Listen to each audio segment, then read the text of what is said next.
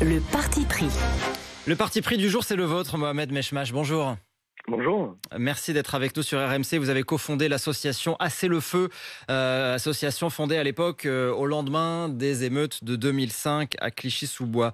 Le Sénat examine aujourd'hui le projet de loi d'urgence qu'Emmanuel Macron avait promis pour reconstruire au plus vite dans les quartiers les infrastructures, les écoles qui ont été détruites par les violences du début du mois. Plusieurs centaines de bâtiments dégradés, une cinquantaine totalement démolis. Il s'agit d'accélérer les procédures administratives essentiellement pour que ça aille plus vite. Mais votre parti pris, c'est de dire ce matin, et les auditeurs peuvent réagir au 32-16, votre parti pris, c'est de dire que ça ne suffit pas. Pourquoi ? Alors, déjà qu'il fasse reconstruire, bien entendu qu'il fasse reconstruire les écoles et les infrastructures, ça c'est nécessaire et c'est important. Ensuite, quand je dis que ça ne suffit pas, je dis qu'il faut qu'on aille beaucoup plus loin en fait. Il faut absolument qu'on puisse mettre en place un vrai Grenelle dans ces banlieues, tout simplement parce que en termes de justice sociale, le compte n'y est pas. Il y a des efforts qui ont été faits, effectivement, il y a eu les sites éducatifs, il y a eu les dédoublements de classe, mais en dehors de ça, il va falloir aller beaucoup plus loin si dans ces quartiers il n'y a pas le droit commun qui puisse y rentrer et se poser la bonne question pourquoi on en est arrivé là. C'est clair qu'on ne réglera rien parce que si la question humaine et sociale n'est pas du tout réglée sur les problèmes de fond, là on discute à chaque fois des conséquences. Malheureusement, on risquera peut-être de se retrouver dans quelques années où je ne sais, c'est sans crier au loup. Vous dites on ne traite pas finalement les origines du mal, et les origines du mal, elles sont vraiment sociales ? Bien sûr, elles sont sociales quand aujourd'hui vous vous retrouvez dans des quartiers où malheureusement le taux de chômage explose, quand les services publics n'y sont pratiquement plus ou très peu, quand aujourd'hui un des services publics c'est effectivement notre police qui est présente et les relations police-population se dégradent. Quand aujourd'hui dans ces quartiers vous n'avez pas peut-être les professeurs les plus aguerris. Quand un professeur est absent, n'est pas remplacé tout de suite, vous avez bien compris que le gamin part avec des difficultés supplémentaires. Quand vous n'avez plus accès aux soins, et on a vu pendant la crise du Covid, en tout cas dans mon département, 138% de morts, c'est là où il y a eu le taux le plus grave. Quand aujourd'hui la précarité, la pauvreté gagnent dans ces quartiers, et vous grandissez dans cette précarité et vous voyez un peu cette violence. Encore une fois, quand je dis tout ça, je ne cherche pas d'excuses, mais j'essaie d'apporter des explications pour qu'on comprenne bien qu'à un moment ou à un autre, il faut absolument qu'on s'attaque aux causes. Les conséquences, à chaque fois, on va revenir à en reparler. Et je l'ai connu en 2005. L'état des lieux, il avait été fait. Le problème, ce qui n'a pas été réglé, c'est réellement de travailler sur un vrai Grenelle de nos quartiers. Et c'est là-dessus qu'il faut qu'on aille beaucoup plus loin et plus vite. Alors ça fait réagir, pardon Mohamed Meshmash, ça fait réagir, et vous allez pouvoir répondre, mais c'est parce que ça fait réagir un certain nombre de nos auditeurs sur l'application RMC, notamment Marguerite. Oui, Amé nous a écrit un message depuis la Corrèze. Je vous lis son message tel quel. Ça fait 10 ans qu'on donne de la thune aux banlieues avec différents plans banlieues. On en fait quoi de cette thune ? Vous répondez quoi à Amé, Mohamed Meshmash ? Alors je dis tout simplement, encore une fois, c'est le type de réponse qu'on donne. L'argent qui a été versé dans ces quartiers n'a pas été fléché en direction de ses habitants, malheureusement. Voilà.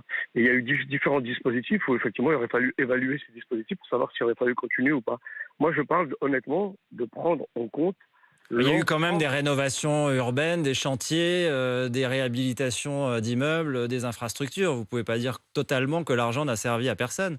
Alors, encore une fois, je pense qu'il était nécessaire, en tout cas, que dans ces quartiers, la rénovation urbaine se fait quand vous vivez dans des logements qui sont insalubres et qui, pendant 30 ans, malheureusement, ne sont plus viables et pas acceptables. On devient dans une zone de non-droit quand vous vivez dans des conditions inadmissibles. Voilà. Maintenant, encore une fois, il y a les conditions sociales, Mohamed Meshmash. Il y a aussi les. Je vais aller jusqu'au bout. Allez-y. La rénovation urbaine, elle était nécessaire. C'est pas un cadeau qu'on a fait à ses habitants. Je pense qu'ils ont payé 3 fois le prix de leurs anciens appartements et c'était nécessaire. Maintenant, la question urbaine ne règle pas la question sociale et humaine. Si vous continuez effectivement à mettre du neuf avec des gens qui sont très pauvres, avec des conditions sociales très aggravées, et une jeunesse qui aujourd'hui a du mal effectivement à savoir si elle fait partie, si ce sont des citoyens à part entière ou à part, eh ben, on ne réglera pas le problème de fond. C'est ce que je suis en train de dire. Donc aujourd'hui, on pourra continuer effectivement à déverser, comme certains disent et pensent qu'on a déversé des milliards. Encore une fois, les milliards, ils ont été déversés sur de l'urbain. Ils n'ont pas été déversés sur la question humaine et sociale. Et le fléchage ne s'est pas fait comme il fallait, où il devait se faire. Voilà. Emilien est avec nous au 32-16. Bonjour Emilien, vous vouliez interpeller notre invité.